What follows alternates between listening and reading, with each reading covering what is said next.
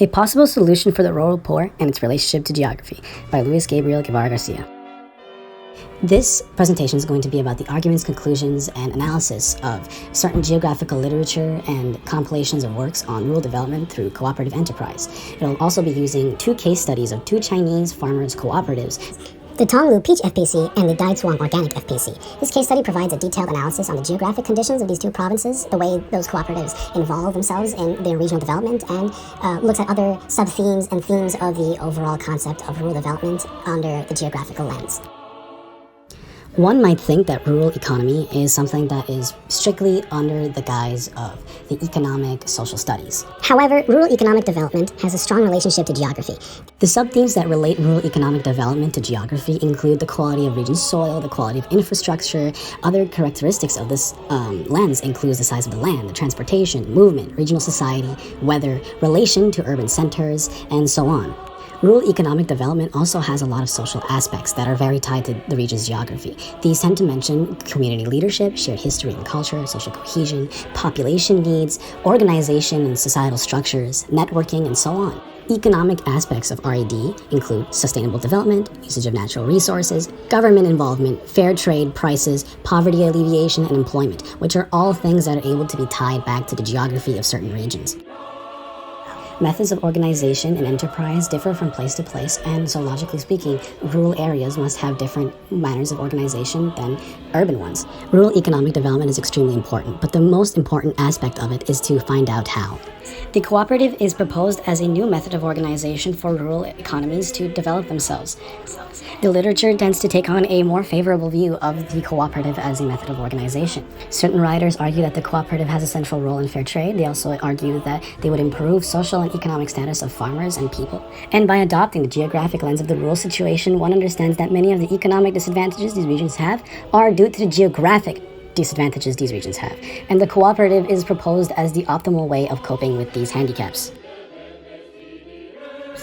The significance of RED isn't to be put aside, though. Despite increasing urbanization, in fact, 3.4 billion people, or half the world's population, lives in rural areas. 4.1% of the world's GDP stems from agriculture. The increasing urbanization is the exact reason why we need to optimize rural economies to have the greatest output possible in relation to larger and larger urban populations. Despite favorable views on cooperatives by academics, the challenges to rural cooperatives are numerous, and according to authors, they tend to suffer from limited access to land and capital, a massive loss of young talent, low market competitiveness, weak internal management, and lack of government support in poor areas. This is echoed by Deák 2019, whose findings highlight the need for these cooperatives to obtain support to reach foreign markets and getting rid of unreasonable management standards. The issues faced by cooperatives include corrupt leadership, lack of transparency, and other things, but the strongest thing that affects them is weak infrastructure and lack of capital. These two things plague them, but could be remedied by the pairing between cooperatives and government. The primary conclusions and discussions of the geographical literature on RED and cooperatives are very clear. The raising of rural standards of living and economic prosperity are the number one thing on the agenda. There are many rural development programs throughout China, India and Hungary, Canada and Latin America, and they are visibly determined to improve the agricultural sector, change farming practices, enrich communities, curb backwardness, reduce illiteracy and unemployment, and other various things. Daichuan Farmers Cooperative and Tonglu Peach Farmers Cooperatives are two cooperatives based in rural China, and they shall be the subject of the case study. The case study will delve into many of the aspects of RED mentioned earlier through a geographical lens, such as community leadership and regional geography. Regional society is an important aspect of geography in general, and in this case of the Tonglu Peach FPC. It is based in eastern China, in the region of Zhejiang province. The farmers of this farmers' cooperative would use a broadening strategy to further create its social networks around the region and make itself more known throughout China. For example, they would work in conjunction with Tonglu Municipal County to expand their reach into agro-tourism. During the flower festival, the FPC would invite tourists to try out their products, they would fund events and allow people to stay in their farms to better understand the region, while simultaneously bringing wealth to rural households and in turn into the regional economy. Here we see the farmers exploiting their social relationships, regional society, and customs to better develop their enterprise and region. Obviously, Toglu Peach FPC primarily sells peaches. The region itself has been producing peaches for over 170 years, and compared to other regions, the farmers are already quite educated and have strong entrepreneurial skills that other regions lack. Mr. Wang, a large-scale peach farmer, only has a high school education but is quite active in social networking and furthering the FPC's market presence. A great example of how community leadership is fundamental to the strength of the cooperative, and the strength of the cooperative is the strength of the region. As for the Daitsuang Farmers Cooperative, it is based in the region of Jiangsu Province. Its current capital is Nanjing. It holds a large population of about 80 million people and holds an area of 102,600 square kilometers. It is separated by the Yangtze River and into two regions, Jiangnan and Subei. Jiangnan's in the north and Subei is in the south. The first has a rich soil and is highly industrialized, highly populated. The other, Subei, south of the river, is much poorer in comparison, is characterized by a different geographical character, being part of the North China Plain, which is mostly the reason for its poverty. The FPC mainly sells organic rice and strawberries. Their products, according to Aijuan Shen and Stephanie Scott, are sold through various channels. They directly sell to companies, roughly 60% of their sales, and the other 30% to individuals. The rest is through their own local specialty stores and through local agencies. Daitsuang itself was founded in 2006 by Mr. Zhao at the Institute of Zhejiang Agricultural Technology and Science. The village itself is located south of Zhejiang City in a very hilly land area, and it has 60% of which is composed of these. And according to the same source, the village held a population of 2,900 people.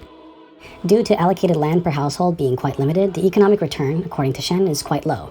Young and educated people want to search for economic prospects in other non-rural areas, and in fact, the setbacks aren't as bad for Daitsuang FPC, and the prospects are pretty good. In fact, 4 years after the establishment of the FPC, the farmers would see a $310 increase in their revenue. In these co-ops, the majority of villagers join it to increase their income and product prices. To illustrate, Daitsuang FPC boasts 612 member households, or 70% of village households in 2012.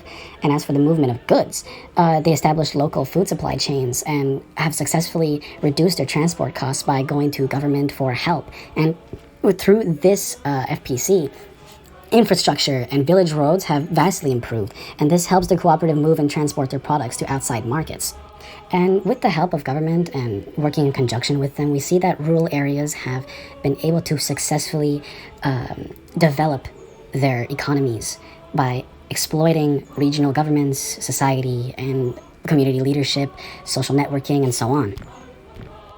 But there are challenges that happen to cooperatives, such as like young talent being something that goes away very fast because people want to go to growing industrial sectors to get higher wages. Although we must understand that if we are to create a more competitive cooperative scene for rural development and rural regions, we need to take into consideration the geographical considerations of the land and the willingness of government to cooperate with them. But with the advent of these findings, we can see that FPCs bring about rural development by increasing social unity, interconnectivity, cultural developments, and they improve infrastructure, increase household income, and so in a sense, they definitely help curb the geographically disadvantaged regions of the world. And although co-ops have their fair share of weaknesses like low market competitiveness, difficulty supplying large retail stores, weak internal management, and lack of investment, it doesn't mean that this model does not bring about the development and advancements needed for more development and advancements that these regions need. As for the government itself, it is observed that its participation is important, or at the very least extremely significant in the success of these co-ops.